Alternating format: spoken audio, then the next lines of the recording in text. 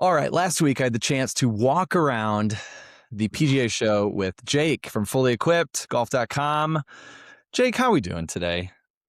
Good. Still reeling. I don't know about you, but PGA Show's it's a long week, man. So we gotta just get back on the horse. Unfortunately, I landed at home for about 31 hours, and now I'm in San Diego. So we're Yes. still we're reeling, but we're recovering decently, I'll say.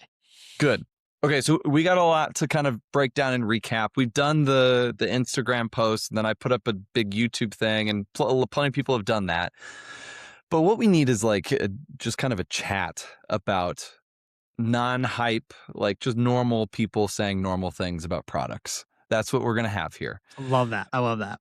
Okay, so let's talk about like what is actually interesting, because I think there's actually a lot of new stuff. And I already saw a comment on YouTube videos like, hey, nothing was new this year. And I was like, no, there's actually new stuff this year compared to Yeah. years in past. Like this year was an actually decent year. So like, Yeah. what was this year a new thing for you that was like, okay, this is worth like my friend checking out and looking at here in the future? So I'm still like super hung up on that chipped golf ball. Um, it it's the best. It's not the first they're not the first people to try to do that, right? Like, it's been around for a little bit. There have been iterations. There's one company who sends a mass email every year that says they're introducing the same thing, and they haven't for, like, 6 years. But Chipped is, like, basically ready to go. And I can't get over the idea of being able to putt a golf ball and use that as like fitting launch monitor data, because for so many reasons, honestly. And the biggest one that I think wasn't talked about enough is that the ball knows its orientation. So it's a nice feeling golf ball. Like, obviously the core is the technology, but there is a mantle layer, there's a real cover, like it feels like a real golf ball. But you don't even have to take the extra step of aligning it to a certain fixed position to use it. It can just, like, wherever you set it down from, the ball knows its own orientation and allows you to just use it. We also, like, the rumor was they hit it with a driver at 108 miles an hour, and it was perfectly capable of withstanding that. Now, I don't know how many times they did that. If it was like a once and then everybody wahooed and that was good enough, but you can for sure chip it, like, without a problem right now. I don't know that it will recognize a chip yet. Like, I think that's still part of the pipeline, but yeah, that's my big one that I just cannot get out of my head right now, is that is a thing. And if it's a thing in the context that it is right now, it just means that it's going to evolve into a big thing, I think, relatively soon. I think in 2-3 years, we might see a fully developed launch monitor golf ball that actually gives insightful data. 100% agree. I think that, I guess my little soapbox I've kind of been on since this is like, I think, I don't know if it's 3, 5, or 10 years, but every golf ball might have a chip in it. And all of our like Yeah. data and all of our like stuff about how we played around a course and all that stuff is like just done instantly. Uh, I think that's going to happen in the future. I think every golf ball has a chip. I just don't know when it happens. Okay. I think though that this product, this chipped as it is, I guess the challenge is like, I don't think any of my friends are going to buy it and use it this summer. Like, I don't know if that's a thing yet. I think it's a little bit like you're going to get them, take them to the practice green, putt with them. I don't know. Yeah, I wonder if it's more of a sale for fitters and coaches. I don't think that's what they want, because that limits their market pretty extensively. But I would love to see those in the hands of, like, a Steven Sweeney or a Ledbetter or something like that, and just see what they can do with it. What intrigues me the most is it's really hard to gather good data on certain types of wedge shots specifically. Like, if you're talking deep rough or out of bunkers, it's a pain in the butt to put a launch monitor in there. You don't get great data half the time. Mhm. Super wet conditions, like very muddy conditions with a bunch of junk on the ball, for example. Like, I would be really interested in such a niche way of that product getting specifically geared and developed towards like really, really strong wedge data. The other thing, you bring up a good point of like a chip being in the ball. The irony is, like, I wonder if that is a way to fulfill the requirements of the rollback. Like, if we put a chip in the ball, it has to do something to the core. Yeah. I don't know. That's such a random thought, but like, there's something there of like maybe that's how we make the rollback really interesting. I also think if you're a ball manufacturer, like if I'm Titleist and I have chips in all my golf balls, that you would imagine that that gives you pretty useful data in the development of new golf balls. If you have just an army of connected golf balls out on courses, similar to like how an AirTag works, like whenever it comes into connection with your phone or within proximity of whatever, like it just sends its data and then Mhm. throws that back to like, I don't know. It's a dangerous AI world we're gonna live in, but I'm here for it. Oh, I think it'd be dope. I mean, you never have to track stats anymore if that becomes Yeah. a reality. Instantly know all of your everything right away because if it has GPS in it, so it knows where the pin is because you make the putt, and then obviously knows Yeah. where you tee from. Anyways, so it's just like, okay, chipped. I think it's good. If I was a big company, I would be buying all these little companies to integrate it into my. If Yeah, I was yeah, yeah, for right, sure. like, Like if they have a patent on that core and I'm Titleist, Callaway, Bridgestone, like mhm, I actually think Bridgestone would be a really cool player to fit. buy that out from them of like, but I'm gonna buy that technology and make sure that I'm the one developing it. Um, Yep. which again, for people that don't know, the PGA show is kind of for things like that. Like that's how those people set up those discussions and prove that they're worth the purchase or whatever. They won the award, right? For their I, like little section. I Yeah. did. Yeah, was that new product of the year or something like that? Yeah, it was something like that. Yeah, I don't know what category it was in because there's a couple of them, but yeah, they won like whatever category they are in, they won it. So people were paying attention. That's for sure. Like they knew what was up. People were over at that booth pretty much every time we walked by. So it was really cool. Okay, I've got the most practical piece of gear that Okay, all of my friends can purchase, and I think would be good. It's this glove. And got it. this was developed by a friend of mine, Liam Mucklow. He's an awesome coach. Golf Lab is his company, and he's been doing a bunch of stuff in baseball. And so he's been working with Marucci, I think that's how you say it, the baseball company, and they have Uh huh. gloves. So what they did is they took lizard skin, which is like what they wrap bats with, Yeah, or yeah, hot. yeah. And so they showed me the test. They had like this test where it dragged the thing across the surface, Okay. and it's twice as sticky as like your normal glove material. And Huh. the whole concept, and they did a study with golfers. They didn't go through a test, but that better grip because there's more friction because it's stickier, allows you to grip it better, Yeah. and it was improved the centerness of strike, which meant ball speed went up, and the dispersion tightened because of Sure. that. And Okay. then also they're like, oh, and hey, guess what? Too, it like doesn't like rip super quick on the thumb and on the Mm. palm. On the It's, yeah, I get the really bad rips, or on this it's this hand, but I get the really bad rips like right there. Yeah, it's crazy. yep. So, anyways, I think this is super practical because grip is good. You need to be able to grip the club really well. Yeah, It's just a golf glove, like we all use these, and it has a compelling story. And I like a lot of things about products like this, which is like, why didn't I think of this? This is fantastic.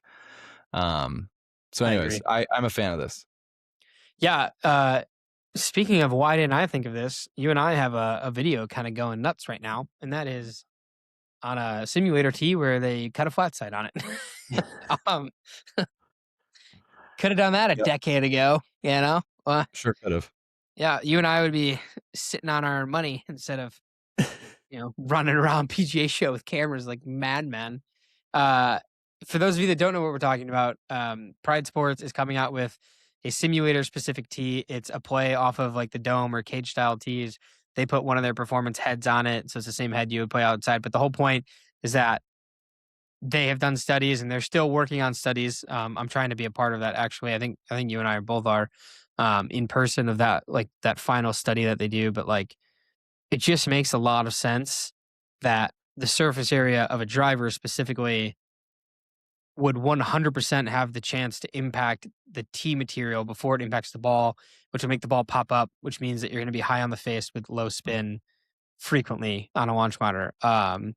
It makes sense to me, and that's not just coming from somebody who has friends at Pride Sports. That like just logically, it makes sense to me. I also am starting to wonder how many times I've noticed high strikes on simulators off of those kinds of tees.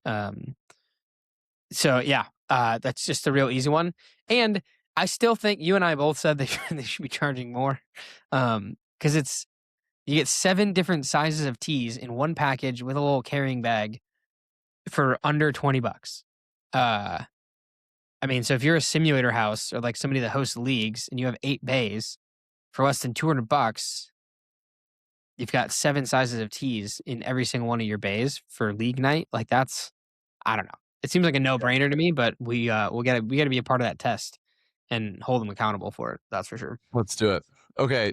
Speaking of launch monitors, I think one of the most hyped probably things of the show was the new Shot Scope LM1, the $200 launch monitor. It looks cool. It's got a nice screen. It looks nice. Yep. Are we overhyped? Are we underhyped? What's your thought? How candid do you want me to be about this? No one will watch this. It's fine. Here's what I think is I think it's likely some version of a rehoused what are those PRGRs? PR one of those. Yeah. It does not give you an accurate reading of spin. That is coming from them. It's estimating spin values based on the speed and the club that you tell it you're hitting. So Well, okay, let's that's explain why that's important. So when you get to a shot yes. of more than 150 yards, spin plays a good factor in how far it goes. Yeah, a crucial factor. A 7-iron spinning at 6,800 is going to fly a lot less than a 7-iron with everything else the same spinning at 5,400, for example. Well, depending on your launch, actually. But yeah, but right there, like just that moment that we just had for 15 seconds about those two, like that being in effect, that's enough for me to be like, look, I get it's $200. If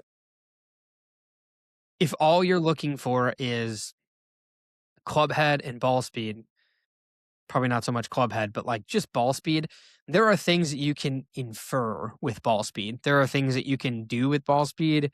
Um, I think as far as like would I buy that or a PRGR to like speed train with, you might as well buy that thing because it's cool looking and I think it looks much better. And like if you're on a range, I think it's probably a little safer too, just the way that it sets up and stuff. Like it just, I don't know, it looked really good. Like it looked fantastic when you got to hold it and sit on the desk that they had and stuff there. Um, I worry that we're trying to push the cheap launch monitor market a little bit too hard because launch monitors to me are something that I think there is a minimum threshold for usefulness. And if you want to track speed or you want to track relative difference between clubs in your bag, it's fine. But if you want to go gap your bag or like bend for loft and lie or like hardcore figure out your distances, like it's not going to do it. And I think with the market of golfers that we have, especially in the last 5-6 years, a lot of them are going to go buy this thing and be super disappointed in the results that they get. What I can't wait for, Cordy, is I'm going to start writing a list of influencers who just happen to get a $200 shot scope launch monitor and just happen to go out and get perfectly accurate distances with their clubs and just happen to make a what's in the bag video using their new shot scope. Because it's going to happen. I'm going to go do that for you. Please do it and tag me. Yeah. Yeah. My favorite videos back in the day, we would go, we would do like the voice caddies and stuff like that. And we'd take them out and we would hit them and then laser where they'd land. That was the best. Should probably do that again. That was a good time. Yeah, there's a we should definitely do that with a large group of tested machines. Let's put it that way. It's a Yeah. good idea. It's a great idea, in I get fact. really bugged by people that rig launch monitor testing because it's out there. It's not even hard. It's very easy to do. And depending on the launch monitor you're using and the company that is running the test, it's pretty easy to make something work out. Yeah. PGA Show 2026. Yeah. So let's just stay on launch monitors for a minute. Just kind of running down like new updates, what we find interesting. So Yeah. we've got new Blue Tees launch monitor, which is like a $600 thing coming out, which is Yeah, I didn't see it. Can you talk to me about that one a little bit? Because I saw photos of it afterwards and I was like, son of a gun. Like I I'll would be have honest, loved to I go check missed it that as thing out. well in person. Oh, We're both in the same boat. So we're just yeah. talking from what we read. It's a Okay. thing and it's Yeah. out there. Um, that is like I think the voice caddies were pretty nice. Mhm. I have all those kind of scattered about here. They got better as time went on. Yeah, they Uh, seem like they leaned into what they were and just mhm. tried to keep making it better for what it was, which is nice. That's awesome. Like that's Yep. go voice caddy. Yeah. Yep. So that the Bluetooth one is interesting. I mean, it's a cool brand, cool design again, probably good app, all that stuff. We've got what else we got coming out here? Rapsodo has a new ceiling mounted launch monitor coming, which is actually exciting for us simulator folks because like I don't know, Rapsodo stuff is always great. I they they're accurate and good products, so I'm interested in that.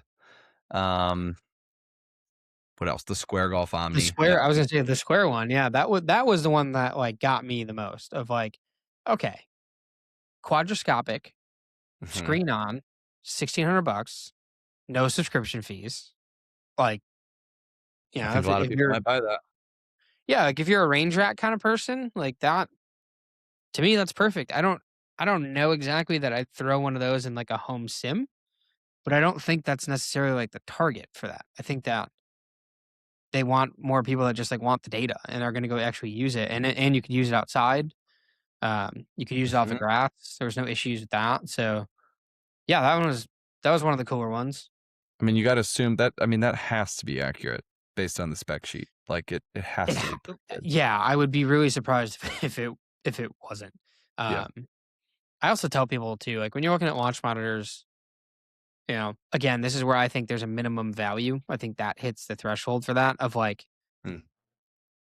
whether that perfectly says the exact yardage and the exact spin number that you generated. What is going to work is if it says something was lower spin and something was higher spin on a quad or a TrackMan, that thing is still going to be lower spin or higher spin. It might not be the exact same number that reads off, but I mean, like hell, a TrackMan and a quad usually don't read off the exact same number. So Yeah. what are we really arguing about? Correct. Correct. Okay, that's our launch monitor segment. Did you see were there any other launch monitor updates from you? Well, just the Bushnell has the Circle B one, and then Bushnell had a ton of UI and app updates, which was cool. Not only for quad users, but arguably actually it was more cool for GC3 Bushnell Launch Pro users, the LPI people that just have the indoor one. Um, having I used it on Friday after the show actually having a range feature in the tablet app now without having to use the pro software, like it's just in the regular Foresight Yep. software is Okay. killer. And then there was also you messed around with some of the coaching things. Like there was the ladder drill.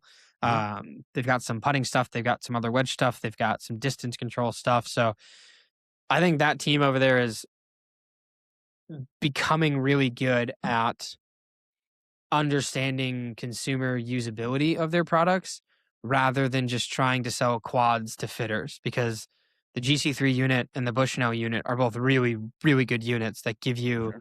the same foresight algorithms that the quad does, but in a much more realistic package that 95% of people would probably rather be off buying than having to pay the money for a quad. Yep. They've made huge gains in the app and software Yeah.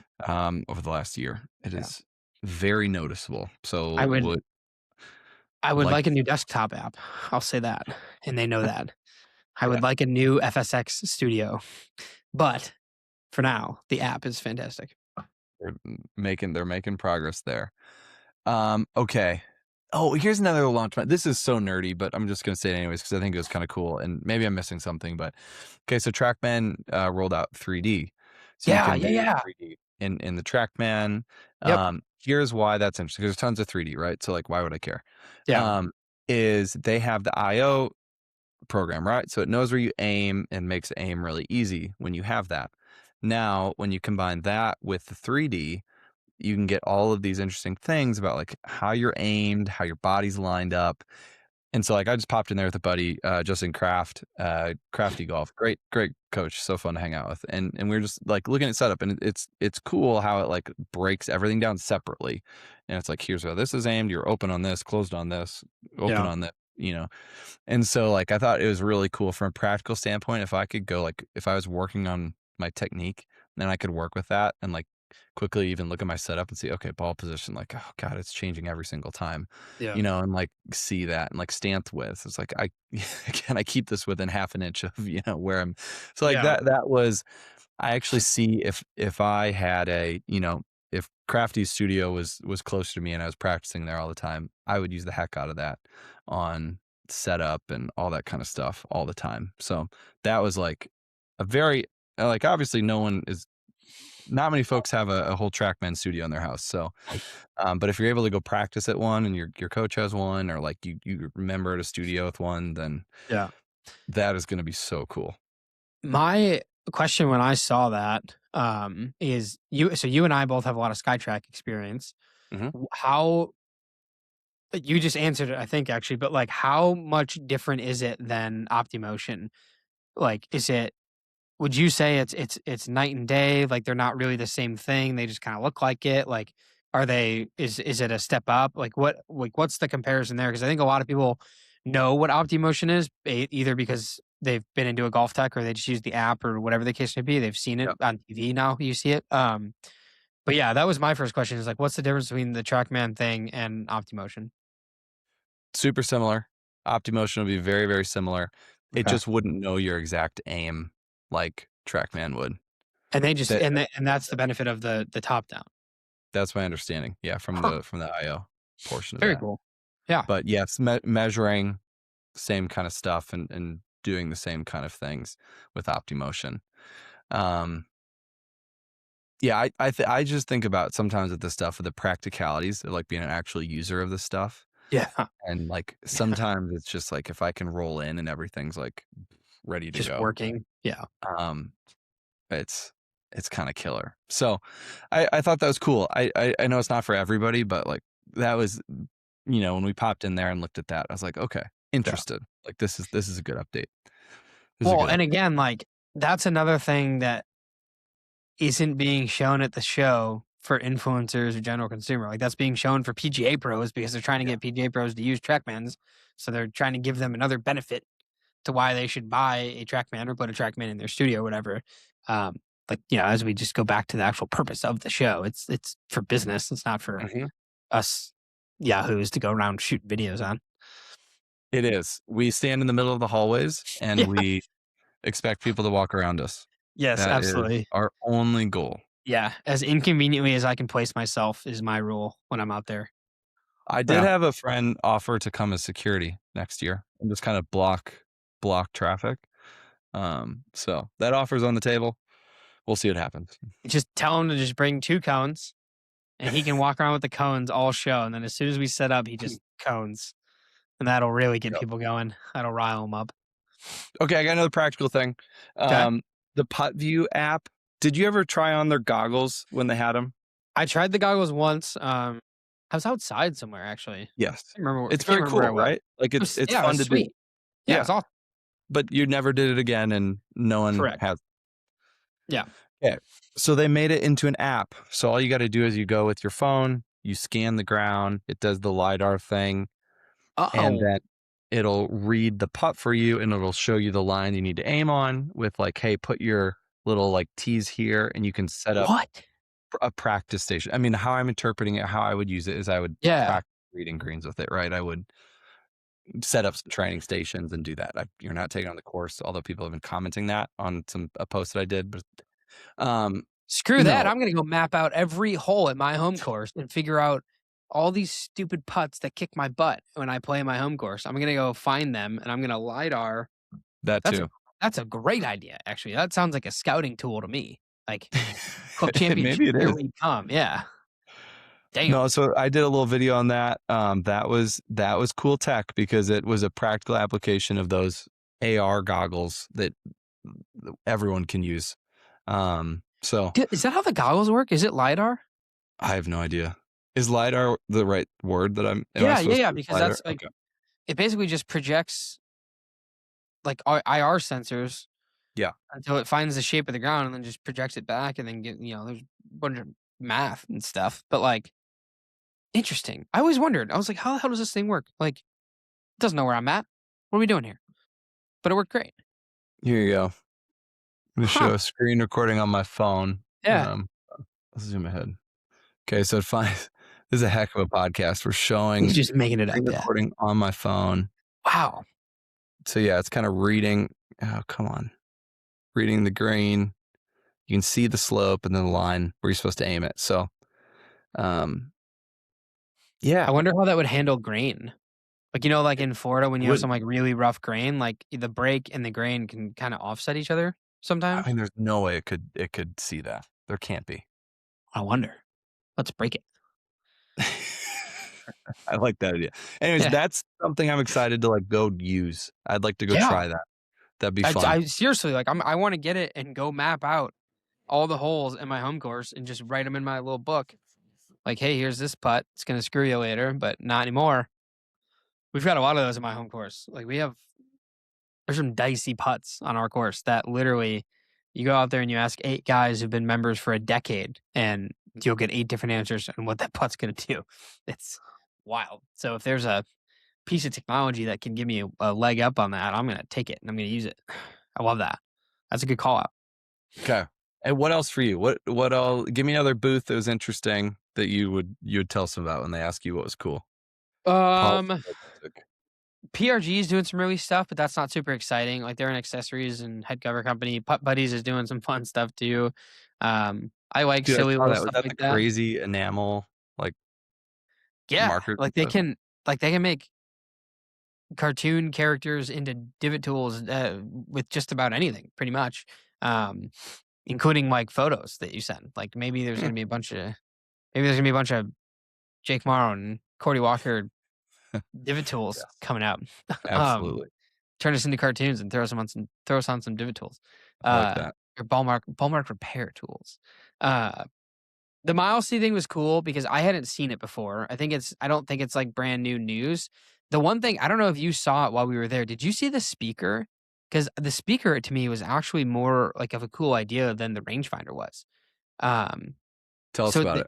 they have a speaker with a very, very strong magnet on the back, probably the strongest magnet that I've felt in a golf speaker.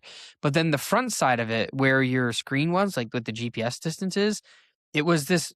It was almost like a remote, and you could pull the whole thing off the speaker, and you could bring the GPS part with you. So, for example, if it's cart path only, and you're rocking the tunes in the cart, and you got to go check your distance, you can keep the speaker where it is.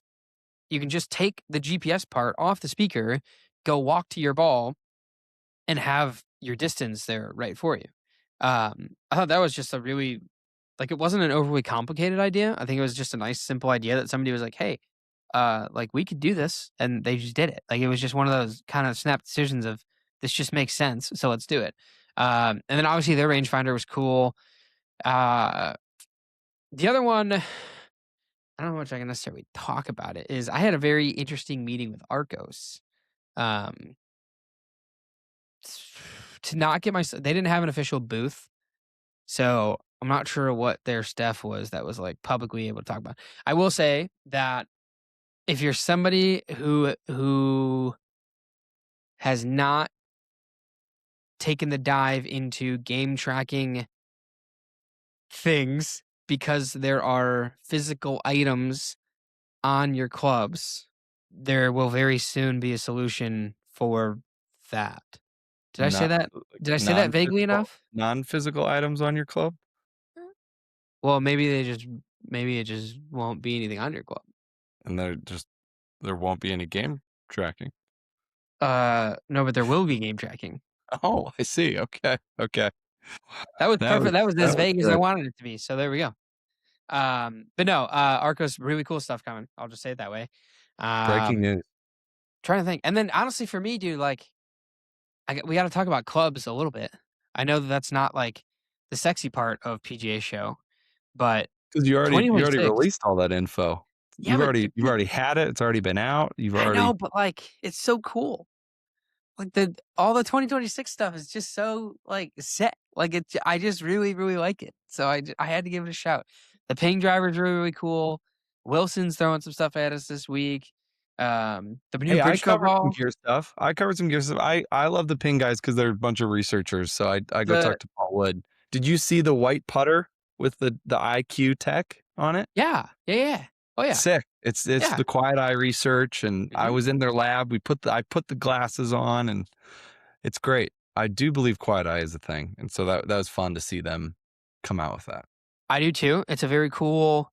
Again, it's a very big ping thing, right? Like Mhm. those guys are going to research things to death. They are engineers first that I happen to make love it. golf clubs. I absolutely love everybody over there. Um, no, I just think they're like I don't know. I just think they're really cool. Did Okay, you hear? what's the most yeah, just you help me on this then. I need to get a mini driver. What mini Oh, driver should I go test? what's your goal for the mini driver?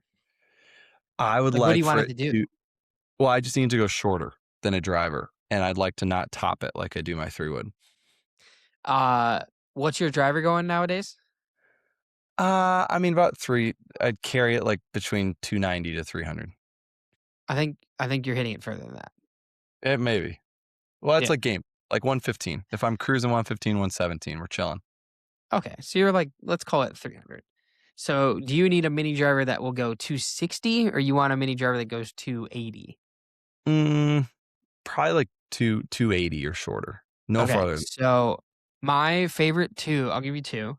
Okay. My favorite two mini drivers for bombers, like guys that they just want to take a little bit of distance off, but they kind of want to hit it like a driver, Yep. is the new Cobra.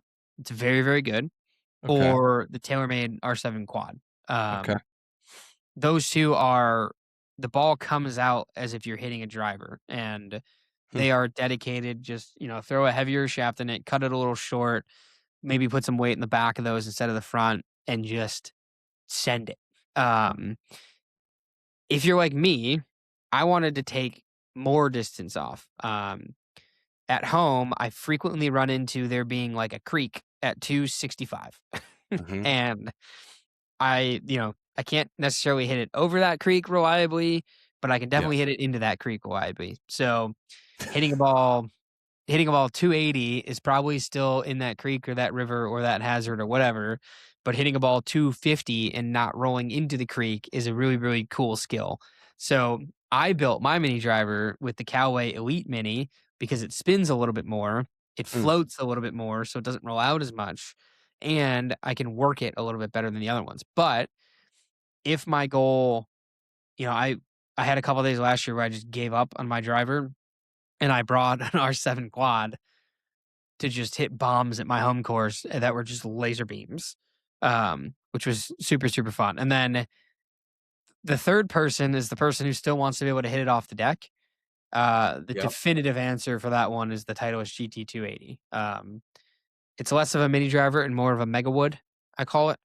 Um, but that is the definitive answer. If you want to be able to do kind of both, kind of good, Titleist GT280 is your go-to. Okay. Very good. Very good.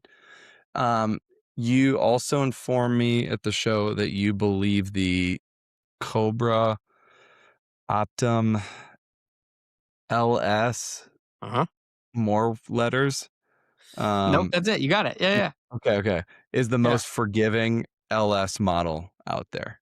Uh, Is that a fact or an opinion? Cobra would tell you it's a fact. Okay.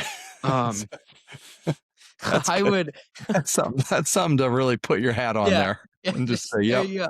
I would say that in my testing, it is the most forgiving low spin head that I have ever hit. Okay. Like I'm confident in saying that. I've hit a lot of really good LS stuff. Like I had a QI 35 LS that I played for a while. I've played a triple diamond driver which is their low spin equivalent for like a long time. Um, but that Cobra Optum LS, their POI story is real. I mean, it's insane. And Hmm. if you put those weights in the right spot and you prioritize as much forgiveness as you can out of that package, it 100% is the most forgiving LS driver that I have ever tested. And like by a wide margin too. Like this isn't something where I'm nitpicking data or going through Yeah. 50 shots trying to make it work. Like this is, you take 6 shots with that one and 6 shots with something else, and I can't tell you what your performance differences are going to be, but I can for sure tell you that you're going to see way more forgiveness across the face on that Cobra LS head than you can on pretty much anybody else's LS head right at the moment. Just remarkably cool stuff from that news story. I think it's unfortunate because they're still not going to sell as many of them as they should. Um, but yeah, I was like blown away by the performance of that driver. You should get Got one it. of those. I'll check it out. Do you have a full video over on Fully Equipped on all the new Cobra stuff? What do we Uh, got? yeah, What can you direct us I to? did a launch video on the technology explaining it. Okay. We've got a bunch of testing stuff coming up. I had an LPGA player, like she was one swing away from playing that Cobra driver, and then she fell absolutely in love with something else, that I still will to this day say is a little bit inferior than the combo that I had her in with the Cobra. But she's the superstar, and I'm not, so she wins, Okay. and I'm happy to let her win. Last gear question. Let's say you got a friend who just wanted the fastest ball speed possible, not naming any names. And they're swinging, let's say with that club, they're swinging 125 to 130. Like, what would you put them in? Fastest club on the market. Like, Yeah, everybody that I have seen that swings 110 or faster, every single person that I've seen test multiple drivers, the Callaway Quantum is the fastest. Like, the and triple diamond it's one, like the the Triple Diamond or the Triple Diamond Max. I haven't seen much difference in speed between the two of them. Uh, okay. the difference between the Triple Diamond and the Triple Diamond Max is more about flight bias than it is anything else. And a lot of people, it just gets really confusing, which is their fault because their naming conventions are not the best. But no, every single high speed player that I have seen test all the gear, the Callaway was the fastest. It wasn't always the best for everybody, but if you're just chasing ball speed or you're somebody who has a lot of control over their driver, the Quantum is it. I think right now, my decision is coming down to personally, do I want the Quantum speed or do I want the Cobra forgiveness? Like I have essentially nailed it down to those two, and I just need to do true on course testing with those to see, when it comes time to actually aim down a hole and make a shot happen, which one of those is going to do it for me, and that's going to be the one that ends up in the bag for me. But Like, I what I ball speed difference are we talking about between the two of them? so I spent a week at the OEMs testing, and at TaylorMade I was swinging at like 116, just having a great day. Mhm. Ball speeds were like 164, 165. Cobra, I was at like 114 that day. Ball speeds were like 163, 164. And I was super happy. I was like, man, this is gonna be a closer race than I thought. And we got to Callaway the next week. And I was only at like 111, 112 the day that I tested the Callaway. And I saw 167, 168. Hmm. Like it, I was swinging a little bit slower and ball speeds were still 2, 3 miles an hour faster. And it has happened for me every single time that I've tested since then as well. Like it just stays faster. I got over 170 ball speed last time I tested the Callaway stuff, which was uh, right before PGA Show. Right before I came down, I was testing a ton of stuff. And the Callaway is one of them, and I got over 170 a couple times on like 115, 116 swings. I don't swing it quite as fast as you do, so I got to work a little harder to get my ball speed. Um, but yeah, it has really amazed me, and I'm a little bit biased because I've played a Callaway Triple Diamond or Sub Zero for the last like decade, basically. Hmm. And I was actively trying not to play it this year. Like I was trying purposely to put something else in my bag, and I think I just went right back to them. You just promised me an extra like 2 to 4 miles an hour ball speed. So can you I can you dig me up one? We're Yeah, are of talking one of these. course. Of course. Yes, It's absolutely. I can help with that. we're just on the verge of 190. So that, and we're looking for any advantages right now. Okay. Anything.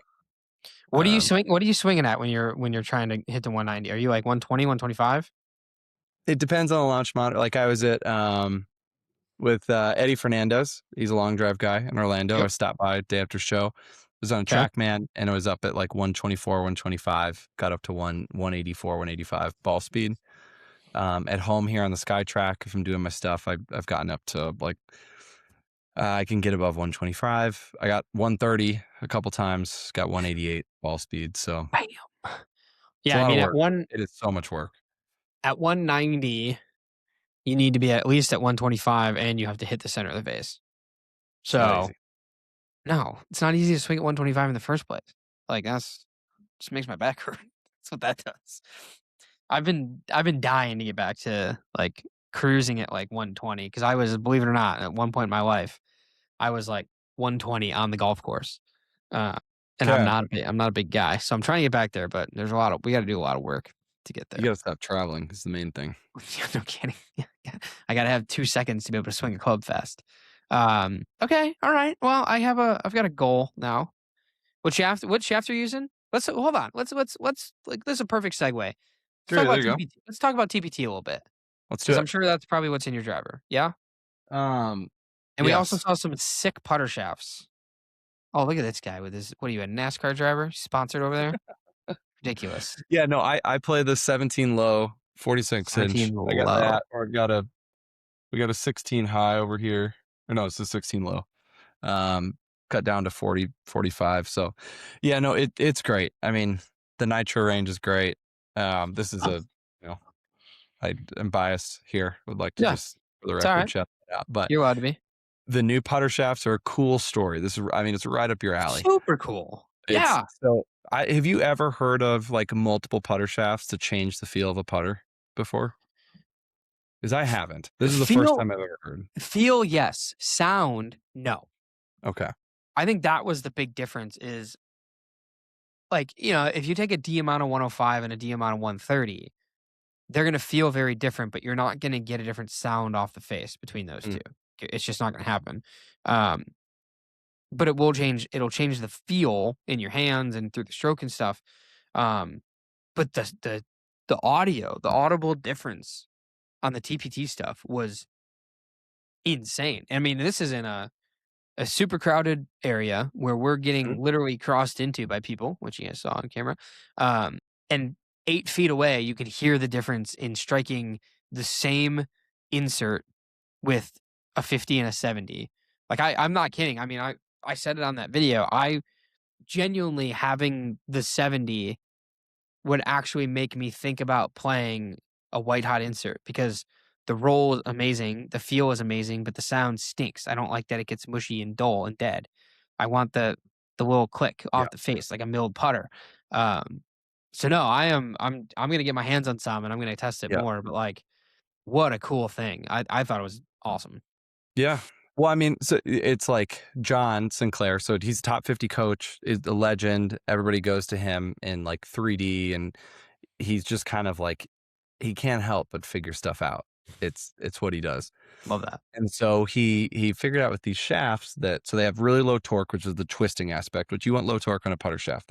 That makes Yeah, sense. absolutely. And then Yep. he turned them into a tuning fork with the frequency. So he figured out with the frequency of the shaft, which is the flex, that he could change that and he can control the hertz of each shaft. So you hear it of like that's why one has a click Yeah. and one is muted. So it's like just some really cool just the way they're made, it allowed him to do it and like all this stuff. But it's like a really cool story. I've got a full piece that I did with him on like the story and showing his like data that he collected of the Sam stuff as well. So Yeah. um, yeah, it is cool. You'll enjoy playing around with it. Yeah, you can take a white hot insert and make it feel, like a click. Um, it's very interesting. Yeah. It makes me really want to take a 50 The muted one. and put it in like my Toulon Hmm. because I want to know. What we didn't get to do is the opposite effect. Like, I know that I can turn a white hot into a nice, clicky sound off the face, but could I turn a two on Austin into like a muted, softer feeling off the face if that's what I prefer to do? Like, I do want to try Yep. that. Like, I want to go the other way and see what happens. So yeah, I gotta reach out to my new friends, your friends, but my new friends at TPT, and For sure. I gotta figure out how to get my hands on some of those because, well, I need to get my hands on some, and then I also need to get my hands on some identical putters so that I can do some A/B testing, if you will. I like it. Yeah. But no, that was very cool. I was happy that I was with you too because you explained it perfectly. Like, I don't know, I probably would have watched the presentation and then walked away from the booth if I hadn't been with you. Um, but I'm super glad I was with you because it was a amazing demonstration. So Yeah. easy. That is cool innovation, right? Like, which is like new things happening. Like Yeah. that is the vibe. I would say the vibe, like to summarize the show for me, it was I've been for a long time going to these things. I've seen years when there were just massive sections of just empty. It's cement. Yeah. No booths there. Yeah. Um, I've seen demo day packed with all the major OEMs hitting clubs there. Now, demo day keeps getting worse year over year. Yeah.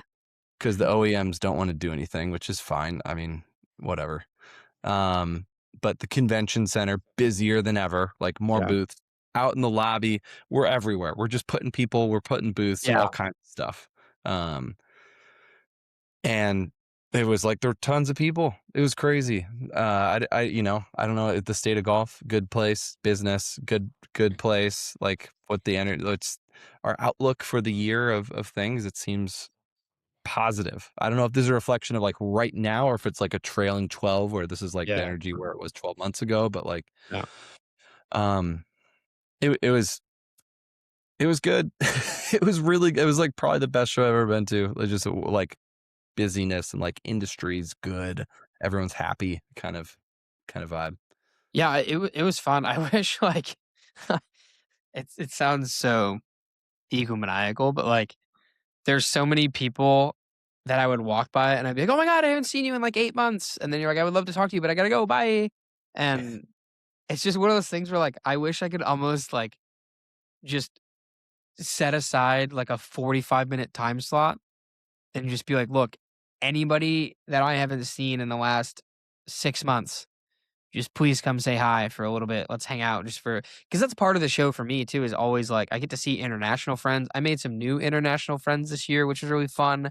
But like getting to see them and just everybody, like all my buddies are in the same place at the same time, whether they're people that I'm technically, competing against, you could say. I love Brian Knudsen as if he is a family member of mine, and whether him and I are technically on opposite sides of the aisle, you could say, with what we do for a living. Like, I support him, he supports me. We love spending time together. It's always super fun and like stuff like that. Or like, I get to see you. We hung out for, geez, I mean, we hung out for what, like 6 hours that day? Like, We ran all which, around. yeah, which ended up being fantastic. Like, it was actually Very really, useful. it was very helpful. um, not only Hmm. because we kind of like split crews and like did, our own thing congruently, but also just to be able to bounce ideas off of and be like, "Whoa, look at that thing," or like, "Whoa, look at that thing," or like, "Yeah, I don't know about that thing." Like just to have somebody that was kind of in it with us was really fun. Um, so yeah, I mean, going into next year, I think my plan will change a little bit. I do want to make more time to just be able to walk a little bit, but I also think there's a huge benefit in like the way that you and I kind of ran it this year for ourselves of, you know, we always had a camera ready to go if we needed it. And I think that is a huge, huge benefit of the show for people like us that are kind of reporting on the show. Um, but yeah, I've got some interesting ideas for next year too for the PGA show for some experiences, I guess you could call it. Yeah. Wonderful. Yeah, I went nuts. I had, yeah, 3 guys, some of our team down with, and we went crazy. It Yeah, was you were fun. busting exports though. Like you guys were getting stuff out. Like that's what impressed me the most is like, yeah, you guys were there and you had a good crew with you, but still, I mean, that's not we've talked about this a little bit off camera, but like it's not easy to do what we did for 3 days. Like it's just not. It was a long week, and Yeah. I made him shoot Monday and Tuesday and Friday separate projects as well. So Jeez. yeah, That's a lot. That's a lot from yeah, your boys. we got to I did keep maximize our travel time. Yeah, I did keep reminding them that they were absolute superstars, though. That And was I I do told them to appreciate. keep reminding you that they are too. Yes, they are. They are. That's for sure. Okay, Yeah, Jake. you're a great Hey, team. thanks for hanging out. It was a good PGA show week. Enjoyed hanging out with you, and people can follow you. What is the best place they can keep tabs on you? Uh my Instagram, so at Made for the Range, is the best place. And then if you want some uh content that you might not see on Made for the Range or updates about new clubs and testing and stuff like that, most of that's gonna live on at Fully Equipped Golf, which is the gear platform of golf.com, who I work for now. And yeah, we're it's gonna be a crazy year, that's for sure. And that's all. Over and out. So yeah.